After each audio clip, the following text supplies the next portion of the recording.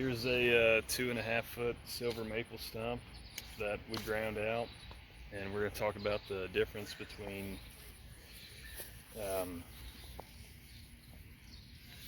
I wanted to show this for you can see the amount of chips that are left that you would have to deal with to clean up.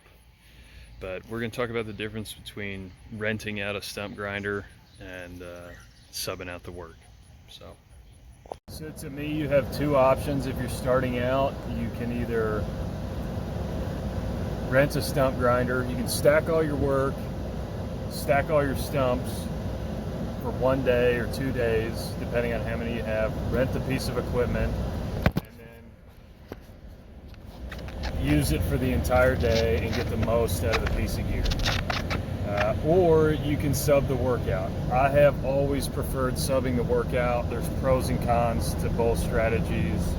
And if you have another way of doing it, besides getting hooked up with a piece of equipment from your buddy, that's always a great option, I guess. But that's pretty much, if you're starting out, the way you go about doing it. Wouldn't you agree? I would agree. It's hard to make money in stumps. And the smaller the stump, the easier it is to make money on. I always did stumps as a plus to get the job. So even though if I knew I was going out and I was charging, let's say, $1,200 for a Bradford pair for the day, and I know I could get that $1,200 Bradford pair out in 4 hours, that I would just throw the stump grinding in there at the $1,200, so $995, and then you take out your profit from that. That's what I had always did. It's probably best to sub it out. A lot of the times you have a track machine, or you have the machine that you stand with that you push around yourself. There's benefits to both of them, but the track machine, if you're going to be grinding stuff, is about the only way to go. But even that track machine is, most I've seen around our area are 30 horsepower Kohler engines. Yeah. And they do not, they're not fast. They're not. Like, the guys that do it professionally for a living, that have the equipment, they're running 90 horse machines. They're usually diesel motors, and they're just monsters. They eat stumps for breakfast, Lunch, dinner, yeah, and brunch. just like Shooter McGavin. And so the point I'm trying to make is, like what he was saying, and you're saying you throw it in almost as like a sales tactic. It's like, 100% sales tactic, especially if you're working with competitors and you're small, and if you're just getting going, you're competing against every other derelict just like you. I mean, you have to have a way to get them on the short sell of it, which for me, the short sell, if you go with me right now, I'll do the stump for this price. If you don't, then this is the stump price. I use it as a sales tactic, I would say, mostly. Sounds like, to me, I would interpret it as like a bonus. Like, oh, yes, he's throwing in the stump. Yeah.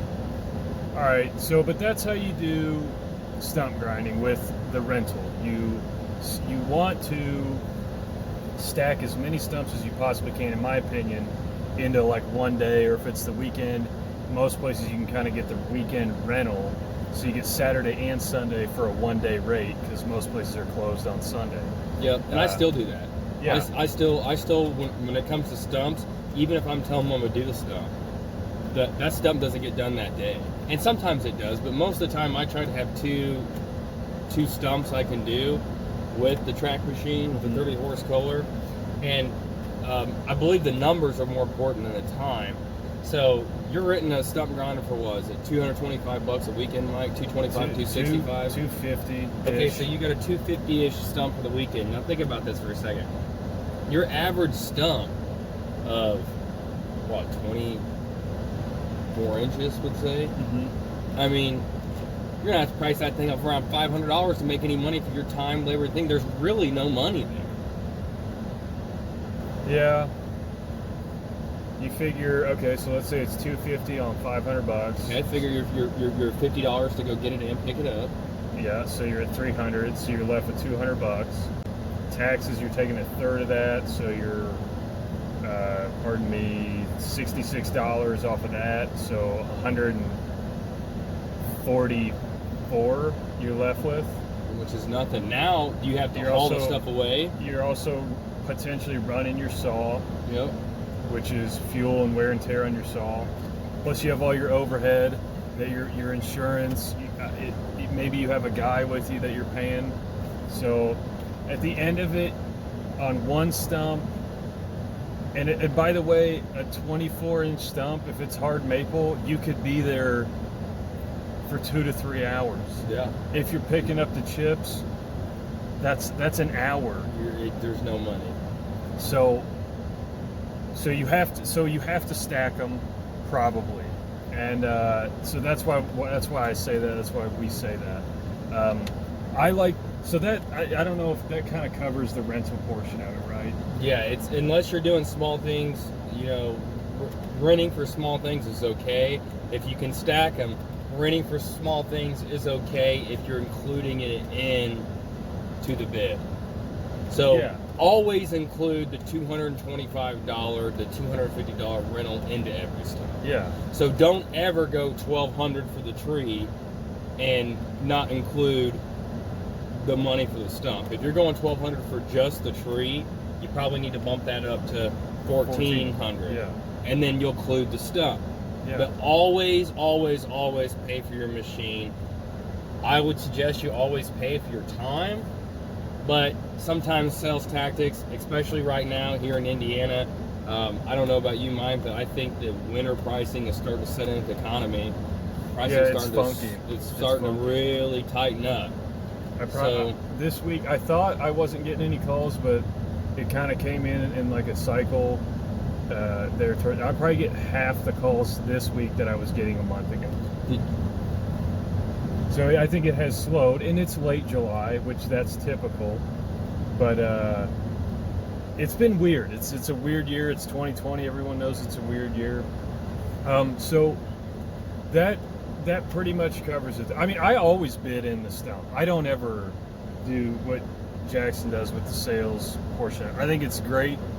If you, hey, dude, and by the way, I'll throw that in for you. Maybe you have another job. Is because you outsource. Because I sub it. But if you have another, let's say you're like, I've already bid in a stump on another job. I know that I'm doing the job next week, and I'm on this bid for that Bradford pear for $1,200. It's a big Bradford pear, and no, it's $1,200. yeah, it's a small Bradford pear. So you already have the equipment paid for on another job, and that kind of is a bummer for that other client because they're bearing the weight of that cost. Maybe you could spread it out between the two, but honest to goodness, what's probably going to happen is I'll throw that stump in because you know you already got it paid for on the other job, and it just is what it is for that customer that's bearing the cost. But you get to stack your work, and that's the whole point. That's how you're going to grow your business and make a little money. And anyone that says they're not doing that sort of thing is flat out lying. Everyone does it. Okay, so now let's talk about subbing the workout, which is what I like, because it's after you build a relationship with that stump grinding expert who's been doing it for 30 years, who has that monster piece of equipment. That's all they do. They're super efficient. They're dependable. I make a phone call. I know exactly what they're going to charge on the stump by now because I've talked to them about their pricing.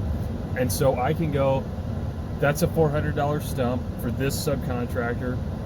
I tack on my commission to that for having the relationship, for the insurance, for the time of setting it up, for being able to complete the job that day. And I'm done. And I don't do any work. I don't transport the piece of equipment. I make a little commission, and the customer is happy, I'm happy, and the stump grinder's happy because he's getting the work. A few things that you need to make sure when you're subbing out is, what does your client want? Does your client want the stump ground and the grounds laid there? These are conversations you need to have with your subs on your stump grinding as well. Yeah. You need to understand what is the end result. Do they want all the chips away? Do they want dirt rock back in? Do they want it seed and strawed? And you need to clarify with your sub what they will do for the project. Some subs won't mess with it. Some subs will just grind it and walk away, and you didn't even think about wow, there's going to be all these chips sitting there, and you might get a unhappy customer. So these are all things to think about in the process of getting your money, which is the close of the deal. Did I do everything that my client wanted me to do? And that's a great. And are they happy with it? That's a great pro to subbing it out. You talk about closing the deal, getting paid. When they're there, you get the tree out. 4 hours, it's gone. That stump is still sitting there, but you coordinated with your sub. They're there grinding it out while you're loading it up. And so, bam, you're done. It's a whirlwind of work, and you're out. And hey, we're done. I hope you're satisfied. How would you like to pay today? And that to me is a huge, just like pro of doing it there. I feel like it's more professional and just satisfactory to the customer and for your company. But there's nothing wrong with either way, in my eyes either. I also wanted to say that over time, I think it is in a subcontractor's best interest to give your company or my company a break, which is what I've seen happen with one guy in particular. He gives me a break on the price because I keep feeding them work. Yep. So over the long term, they're getting way more money because my company keeps sending them stumps. I'm happy, they're happy, and so when I take that commission, it's a wash to the customer. I'm getting a little bit of money, my sub is getting money, and the customer's getting the same fair price at the end of the day because of how that situation, that structure has worked out for us. If you're not doing stumps 24/7, you're not making any money in stumps. Absolutely, for your time, if you can run a saw, if you understand how to maneuver, fell trees, buck trees, get trees and logistics off property, don't even mess with it. I use it as a sales tactic. I'll be straight up. Do I make money off stumps? Hell no. Yeah. No money is to be made off stumps. Those guys have $70,000 pieces of equipment. They're running that thing 8 hours a day, and that's how they're making their money. Or they're doing it by $75 an hour. Whatever they do, let them be the stump man. You're no stump man. Yeah. And if you're a stump guy, we love you. Yeah. Thanks for doing what you do. But I'm in the business of felling trees, and if I can get paid faster by taking the stump out myself, I will. But most of the time, like I said, I just use it as a sales tactic. There you go.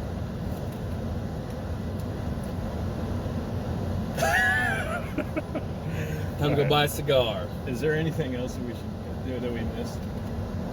That's all I got on stumps, man. That's all I got. I'm trying. If you have a different perspective, if you have any creative way of doing something, different solution other than what we've talked about, We'd love to hear it. I would love to hear it in the comments. I seriously, this could be really beneficial if people add to it below, because I'm sure there's some creative thing that somebody's thought about that they could just go, hey man, this was simple to me, but we haven't thought of it because we're idiots. And I'm an idiot. Jackson's really smart. All right. Thanks for watching. Who graduated out of Kelly School of Business. Somehow, brute force. Thanks for watching. Leave a comment. We're going to continue to put out videos. Hope you're having a good season. Glad I could get back on this one. I started the first one and been gone for like 6 months. That's because you've been working 14-hour days, brother. Killing it. That's what you gotta Killing do. it. Good for you. See you guys.